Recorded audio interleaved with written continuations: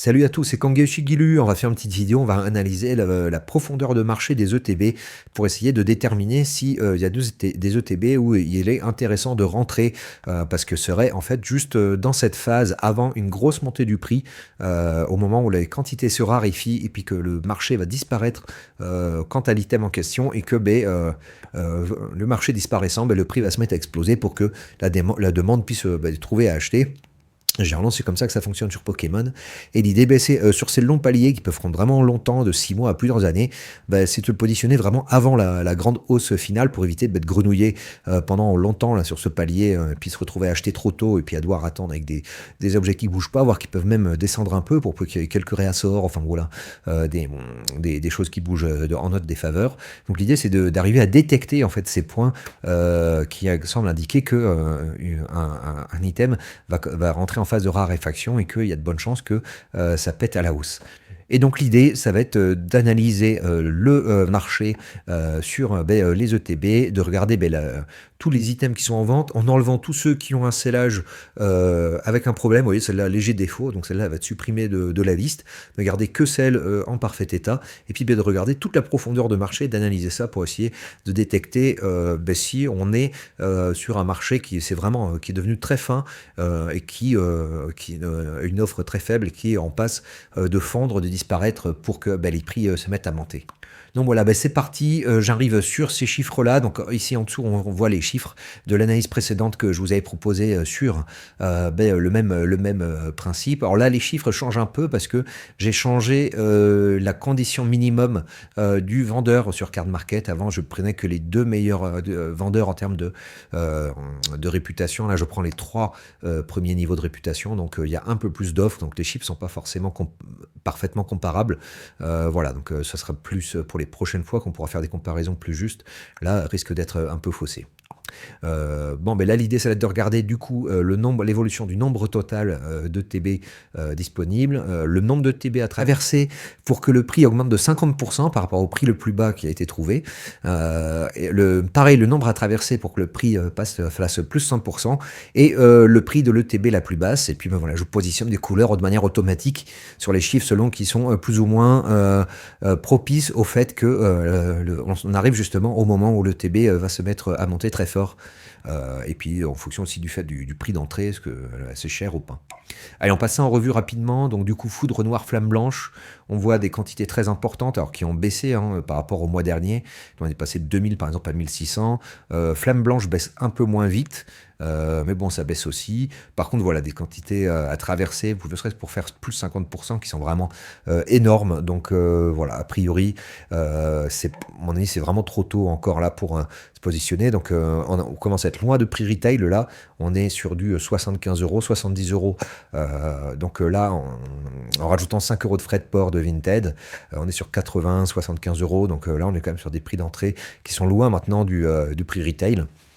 Et voilà, à mon avis, on peut attendre, même si voilà, on est encore sur des prix abordables. De toute façon, tout ce qui est en dessous de 75 euros, on peut acheter même pour soi, pour se faire plaisir, parce qu'on est quand même toujours à des niveaux de prix abordables, mais on est quand même loin, je pense, du moment où il va y avoir une forte hausse de prix. Rivalité destinée, 83 euros. On voit que ça a bien baissé par rapport à la semaine d'avant, à 95 euros. Alors, c'est sûrement lié au fait que j'ai rajouté les vendeurs de réputation inférieure aussi. Une baisse des quantités assez importante, on a fait moins 200. Et puis, par contre, une profondeur de marché qui n'a pas vraiment bougé. On était à 43-47, là on est à 45-47. Ça a même augmenté. Donc voilà, puis le prix a quand même un peu baissé. Voilà, moi je vais mettre en rouge moins fort, comme ça, hop. Mais bon, ça reste du rouge quand même.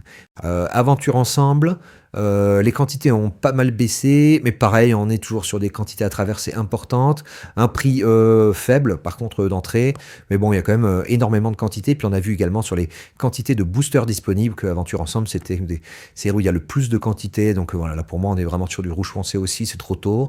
Évolution prismatique, très grosse quantité qui baisse très peu d'ailleurs. Et puis pareil, une profondeur de marché à traverser énorme, hein, c'est même la plus grande de toutes, avec un prix d'entrée qui a bien baissé. On était à 106, on est passé à 90. J'avais mis en noir la dernière fois. Là, je pense que je vais juste le mettre en rouge foncé et ça sera déjà pas mal. Mais bon, on reste comme sur du rouge foncé, hein.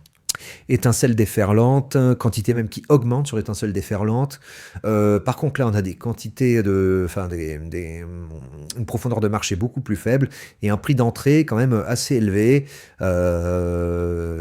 Et puis des quantités qui augmentent, mais qui sont quand même pas très élevées. À 95 euros, la fois d'avant, on était pareil à 95 euros. J'hésite c'est entre du jaune et du rouge, moi je dirais pour ça. Allez, je vais mettre du jaune. D'ailleurs, c'était déjà en jaune la fois d'avant. Couronne stellaire, on voit un prix d'entrée à 70 euros. On est sur 41 à traverser, donc là c'est quand même pas mal, hein, juste pour faire 50%. C'est plutôt élevé, et des quantités qui baissent tout doucement. Là je mettrais du jaune, 69, ouais, c'est pas très très cher, donc vu le prix d'entrée. Et on commence sur des objets qui ont qui ont un petit peu d'âge. La dernière fois j'avais mis du vert, en été un tout petit peu moins cher. Et il y avait quand même beaucoup moins de quantité à traverser. Voilà, avec des filtres un peu différents, comme on a pu le voir. Fable nébuleuse, donc là, des quantités qui baissent très fort. Par contre, une grosse profondeur de marché à traverser avec un prix très bas. Donc là, pour le coup, moi, j'hésite entre rouge et rouge foncé. Je vais mettre du rouge parce que vraiment le prix d'achat est vraiment très bas et je vois pas aller plus bas que ça. Donc il n'y a pas vraiment de risque à la baisse là pour le coup, mais par contre va falloir sûrement attendre très longtemps que les prix montent. Ouais, non, c'est plutôt du rouge foncé d'ailleurs. Le principe c'est de détecter le moment où ça va vraiment monter fort.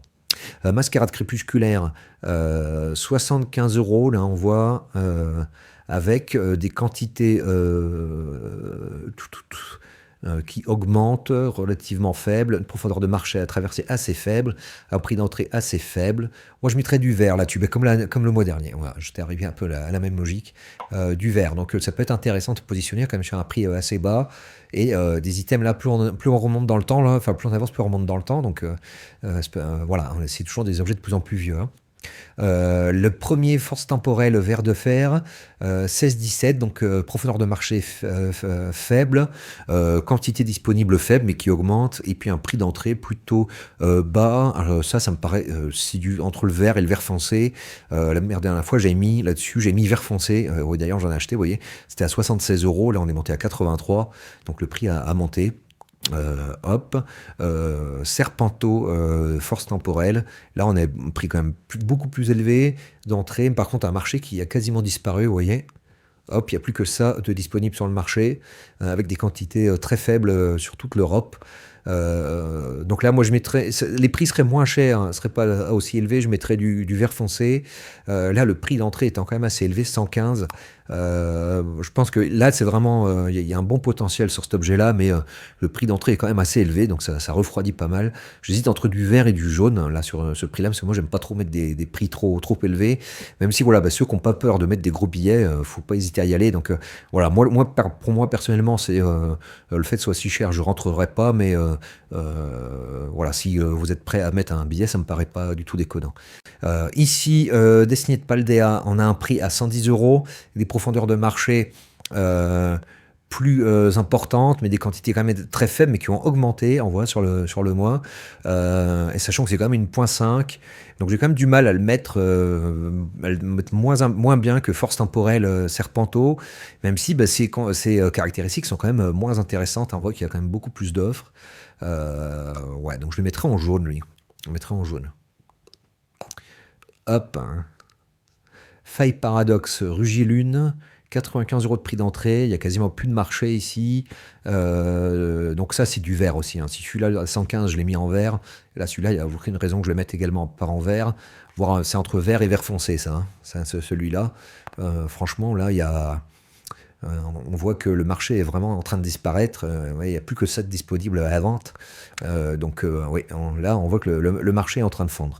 Garde de fer, Faille Paradoxe, donc quantité disponible plus importante, un prix d'entrée par contre très bas, quantité disponible plus importante. Ouais, moi je serais sur du entre le vert et le jaune, là. Je pense que je vais mettre du vert là-dessus, parce que le prix d'entrée est vraiment très bas. Et là, on commence à être sur des objets un peu vieux. Alors après, 151, 240 euros de prix d'entrée, c'est quand même très cher. Une profondeur de marché assez importante, hein, au vu de l'âge et de la quantité, des quantités, voilà, ici qu'on voit qui sont stables sur un mois. Moi, je mettrais du rouge là sur 151, ça me paraît déjà assez cher.